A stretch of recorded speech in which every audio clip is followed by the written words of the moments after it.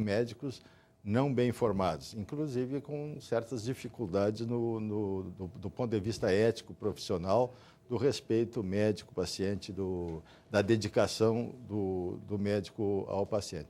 O segundo problema que eu acho que também interfere nesse processo é a desvalorização salarial da profissão. E realmente há uma redução, há uma proletarização do médico. Também a população perdeu o poder aquisitivo, então hoje há uma grande dificuldade da população ter o seu médico particular, pagar a sua consulta particular. Isso está virando quase que uma raridade. Então, o paciente ele não tem recursos para compensar, do ponto de vista, para uma grande clínica privada, abrindo oportunidade para um grande número de profissionais. Então, eu acho que aí tem dois fatores. Um é a formação individual, porque se o indivíduo tem uma boa formação, ele não se sujeita a esta situação. E, evidentemente, que ele tem a capacidade de assumir posições no mercado de trabalho que são satisfatórias. O médico mal formado, ele acaba pegando qualquer plantão, qualquer trabalho, mesmo pessimamente, às vezes remunerado de forma até indigna. Isso acaba proliferando, porque aí também se cria um círculo vicioso. Como ele não tem uma boa remuneração, ele acha que ele também não tem a obrigação de fazer um bom atendimento. E faz essas consultas em massa, em que praticamente o doente entra no consultório, nem sentou na cadeira, ele já está dando alguma receita, ou dando algum encaminhamento, ou solicitando algum exame. Então, eu acho que esses são... É um complexo de situações em que a base é a formação profissional, a boa formação profissional.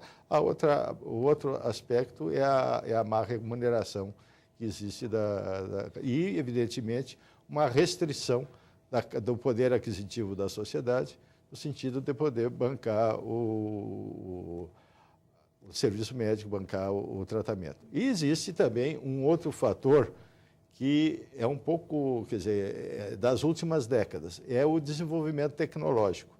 Então, a profissão ficou muito cara, porque com o acréscimo Mas muito dependente também da tecnologia. Muito dependente da tecnologia, que é cara.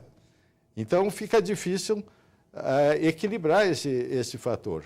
E aí, então, um aspecto que o Milton Flávio referiu é o problema seguinte, o médico começa a não examinar o paciente. O médico começa a depender só dos exames tecnológicos. E o exame Ele não sabe nem quem está na frente dele, o nome, a família, os problemas. Ele lê o relatório, quando lê o relatório, porque a maior parte, às vezes, perde também a capacidade de olhar o raio-x, de olhar a tomografia, de olhar ultrassom. Então, ele fica dependente do técnico, do profissional que fez aquele exame, que também não tem contato com o paciente. Então, realmente, esse é um drama.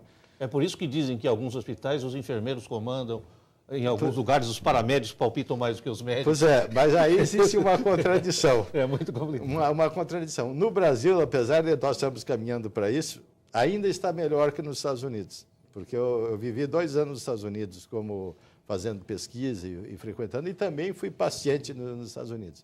Lá, só que eles já oficializaram. Quem faz a história clínica é uma enfermeira. Quem faz o exame físico é um técnico, o paramédico. Quer dizer, então, quando a gente vê na televisão aqueles acidentes que chega uma pessoa de branco, com estetoscópio, aparelho de pressão... Nos seriados, tem tanto seriado médico exatamente, que é assim. Mas nenhum deles é médico.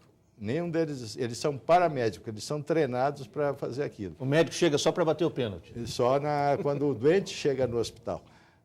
E até chegar no hospital, o paciente está sendo totalmente tratado por paramédicos. E eu tenho a impressão seguinte, quer dizer, a medicina americana é muito boa, porque ela tem muita tecnologia. Mas se o médico americano... Do lado humano é quase que zero, para não dizer negativo. E se ele participasse mais, a medicina americana seria muito melhor do que é, embora seja uma das melhores medicinas do mundo. Mas do ponto de vista de relacionamento médico-paciente, eu diria que é uma das piores do mundo, tá certo? Já na Europa, há um maior contato, na Inglaterra, do médico-paciente, uma maior preocupação com esse tipo de...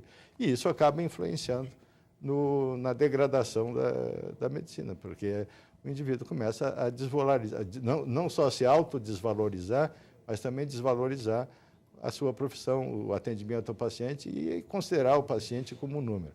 Lá em Botucatu, desde o início, tá certo?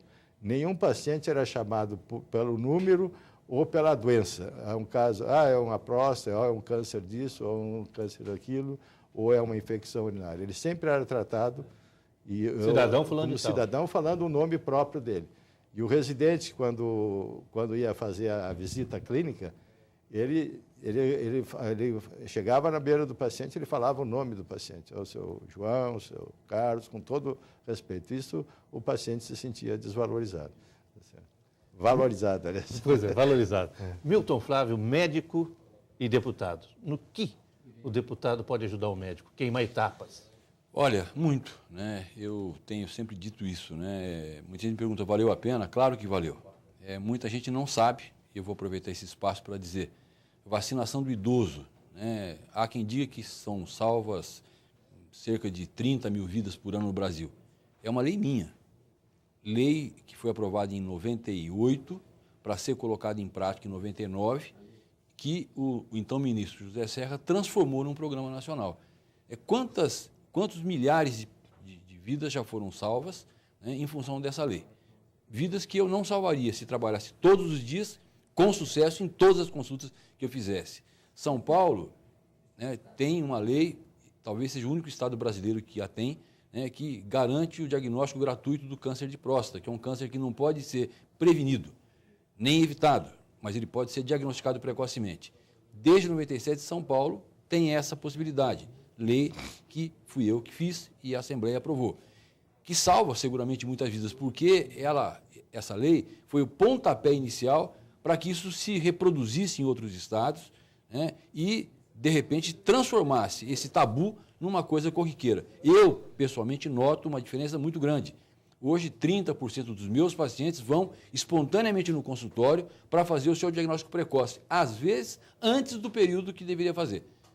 Está com 40 anos, não tem antecedente nenhum, poderia aguardar mais uns anos e ele já vai lá, né, querendo saber, porque já ouviu falar, já foi divulgado, a televisão falou.